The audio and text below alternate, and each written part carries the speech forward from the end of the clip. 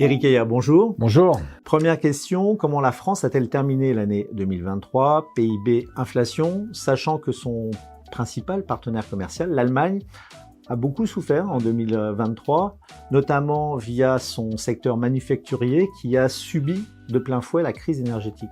Alors c'est sûr qu'on peut regarder que le taux de croissance de 2023 et noter qu'effectivement l'Allemagne est le seul pays développé à être en récession en 2023, c'est-à-dire produit moins en 2023 qu'en 2022, alors que la France devrait connaître un taux de croissance légèrement inférieur à 1%, mais positif, inférieur à 1%. Mais on peut un peu essayer d'élargir et se dire comment on finit par rapport à l'avant-crise, par rapport à 2019.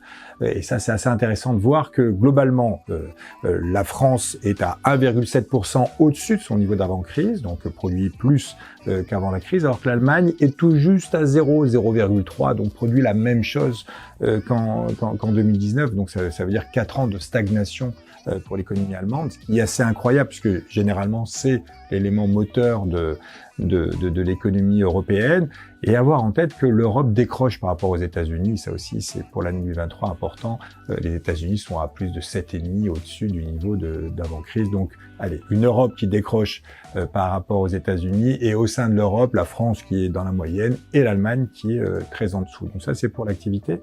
Sur l'inflation, alors là il y a un facteur commun, c'est-à-dire dans tous les grands pays développés, l'inflation est en baisse, c'est ce qu'on appelle une désinflation. Attention à ne pas confondre avec une baisse des prix, c'est une baisse de l'inflation, c'est-à-dire que les prix continuent à augmenter mais moins vite.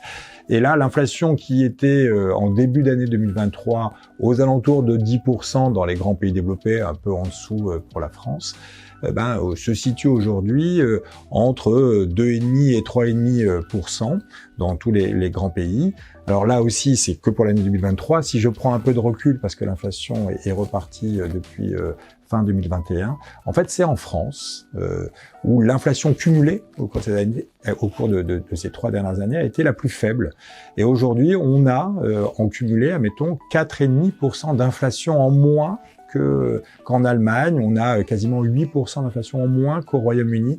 Donc une performance, il y a seulement l'Espagne qui est proche de nous, qui est très nettement à la faveur de l'économie française. Et ça pourrait peut-être envisager des performances en termes de compétitivité supérieures à la France dans les années à venir.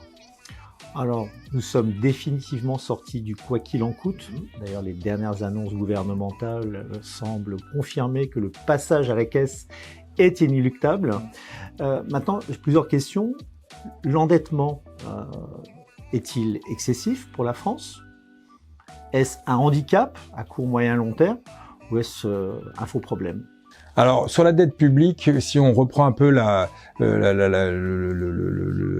scène, globalement la dette est en train de baisser tout de même. On était en 2020, on est monté jusqu'à 115 points de PIB de dette publique. Aujourd'hui, on serait aux alentours de 110, 111 points. Donc il y a quand même une légère baisse. Donc vous voyez, il n'y a pas une dette qui est incontrôlable et qui ne cesse d'augmenter. Là, on connaît une petite baisse depuis 2 ans. Mais effectivement, ce qui rend la dette un peu moins soutenable aujourd'hui qu'à l'époque, c'est que les taux d'intérêt ont augmenté. Parce qu'en 2020, on avait certes une grosse dette, mais des taux d'intérêt proches de zéro. Là, les taux d'intérêt sont en train d'augmenter. Et donc, c'est la charge d'intérêt qui augmente au cours de ces 2 dernières années et qui atteint un niveau relativement élevé. Je dis relativement élevé parce que, en gros, ça représente à peu près 2 points de PIB de charge d'intérêt, ce qui est beaucoup plus élevé qu'au cours des 10 dernières années. Mais il faut se souvenir que dans les années 90, ça représentait 3,5 points de PIB. Donc, vous voyez, on est quand même très nettement en dessous. Donc, c'est ça qui rend aujourd'hui une nécessité de se désendetter. C'est-à-dire ça nous coûte de plus en plus cher de nous endetter. Et effectivement, aujourd'hui, parce qu'on a aussi des engagements vis-à-vis de nos partenaires, il va falloir qu'on se lance dans ce qu'on appelle de l'austérité ou de la consolidation budgétaire.